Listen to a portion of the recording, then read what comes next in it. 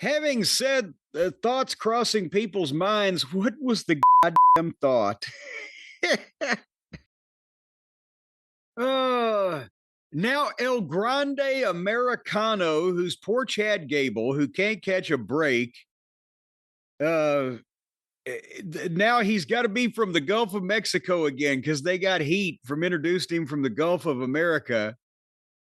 I guess they might have, since they've been down to Mexico lately, they might have sensed, I can feel the heat. It's not scalding, but it's there.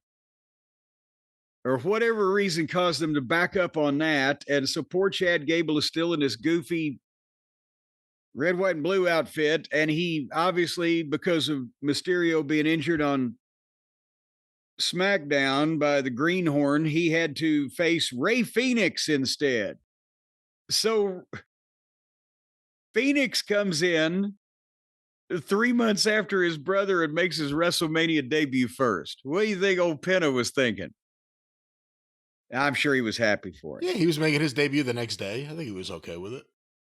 Well, he just, my brother, he beat me. And they showed, remember El Hijo del Vikingo from AEW? Apparently not from AEW anymore, but he was presented to us on their television a while back on a number of occasions. And he's sitting at ringside because I guess he's part of this. So did they not? AEW never signed him. He was just like a fallback date in case the regular girl didn't come through or what. Well, I know you didn't see it, and we talked about it earlier in the show during a different part of the recording, but when they did the thing during the pre-show with Triple H and all the people from AAA and then all the luchadors on the roster, you had like, let's say 8 luchadors on one side, 8 on the other, and El Hijo del Vikingo in the middle. Almost like he was the trophy. And, again, this was, and we'll talk about it with the AAA thing again, a different part of the show, but, this was a big fuck you to Tony, clearly. Beyond that, it wasn't just for that, but El Hijo del Vikingo also made his WrestleMania debut with Penta and Rey Fenix at WrestleMania. And they showed Dana White at ringside. And he got booed.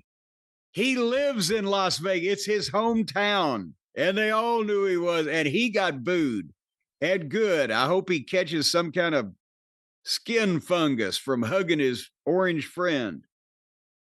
But again, the Chad Gable, I love him as a wrestler and an athlete. If they had continued to treat him seriously, they had a match here.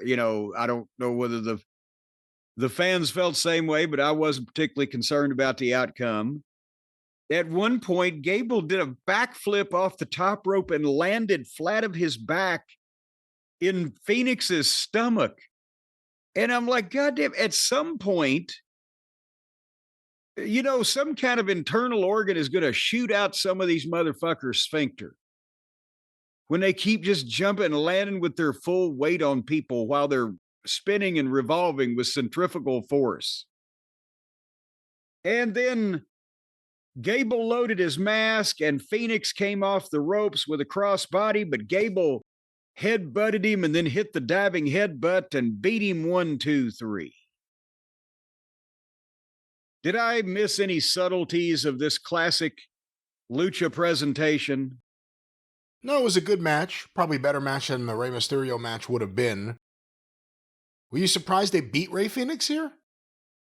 Well, no, because they are committed to this El Grande Americano from the sepia tone entrance lighting and treatment video, whatever, to the whole ludicrous video backstory history that they did. They've got all this tied up in that, but they couldn't beat him at this stage of it.